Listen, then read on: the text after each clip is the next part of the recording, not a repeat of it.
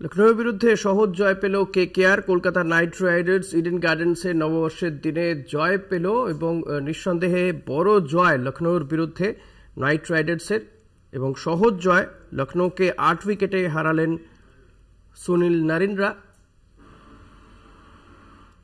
তো এই প্রথমবার লখনৌকে হারালো নাইট রাইডার্স, অর্থাৎ একই সঙ্গে একাধিক রেকর্ডও করে ফেলল কলকাতা নাইট রাইডার্স।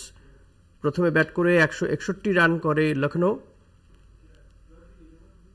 জয়জ্যোতি রয়েছেন আমার সঙ্গে। জয়জ্যোতি, একেবারে নববর্ষে কলকাতা নাইট রাইডার্সের এই পারফরমেন্স মূলত কাদের জন্য বা কাদেরকে এই যে কলকাতা নাইট রাইডার্সের যে পারফরমেন্স, তাতে নিঃসন্দেহে বোলাররা যেভাবে বল করেছে এবং ব্যাটাররা অতি দ্রুত সেই রান তুলে ফেলেছে, যা নিঃসন্দেহে তাদের জয়ের রাস্তা সহজ করলো।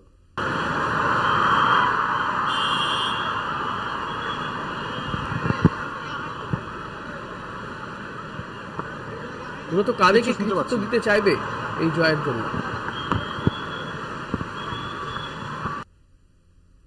জয়জ্যোতি, শোনা যাচ্ছে?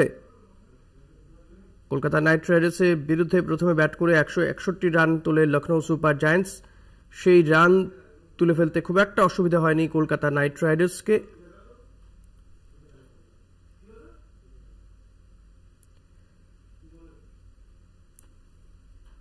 ইডেনে হেরে গেল Lucknow Super Giants. Kolkata Knight রাইডার্সের সহজ জয় নববর্ষের দিনেই উপহার। লখনৌ সুপার জায়ান্টসকে আইপিএলে হারিয়ে দিল কলকাতা নাইট রাইডার্স। ইডেন গার্ডেন্সে প্রথমে ব্যাট করে 161 রান তোলে লখনৌ। 8 উইকেটে জিতল কলকাতা।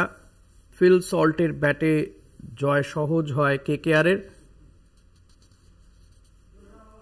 জয়জ্যোতি রয়েছে। জয়জ্যোতি, আজকের এই জয়ের পেছনে মূলত কাদেরকে কৃতিত্ব দিতে চাইবে, সল্ট নাকি সুনীল নারিন?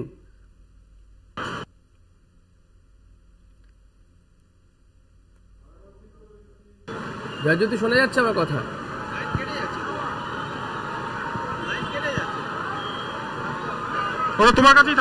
জয়জ্যোতি, শোনা যাচ্ছে? আজকের এই জয়ে ফিল সল্টের ব্যাটে সহজ জয় পেয়েছে কলকাতা নাইট রাইডার্স, কিন্তু এই জয়ের কারিগর হিসেবে কাকে বেছে নেবে তুমি, ফিল সল্ট নাকি সুনীল নারিন?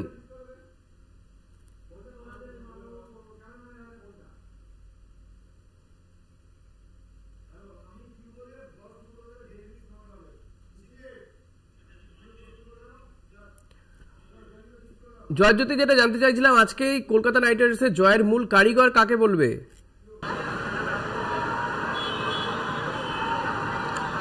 কলকাতা নাইট রাইডার্সের আরো একটা জয় এবং এই মুহূর্তে একদম চনমনে বলতে পারা যায় যে নাইট ক্রিকেটাররা, এবং গতকাল যে প্রেস কনফারেন্সটা গৌতম গম্ভীর করেছিলেন সেখানে একটা কথা বলেছিলেন যে মিচেল স্টার্ক এবং ফিল সল্টের উপর তিনি আশাবাদী এবং তারা যেন সেই মেন্টর গম্ভীরের আস্থার মর্যাদা রাখলেন আজকে ইডেন গার্ডেন্সে।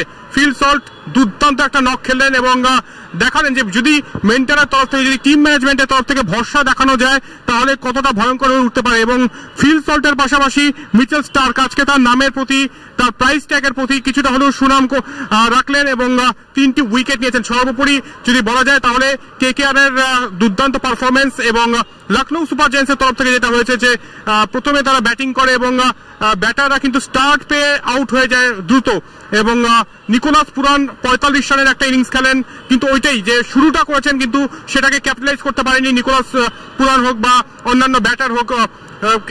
এই সমস্যার জন্য 161তে থামতে হয় লখনৌ সুপার জায়ান্টসকে এবং যেটা নাকি খুব সহজেই কলকাতা নাইট রাইডার্স চেস করে।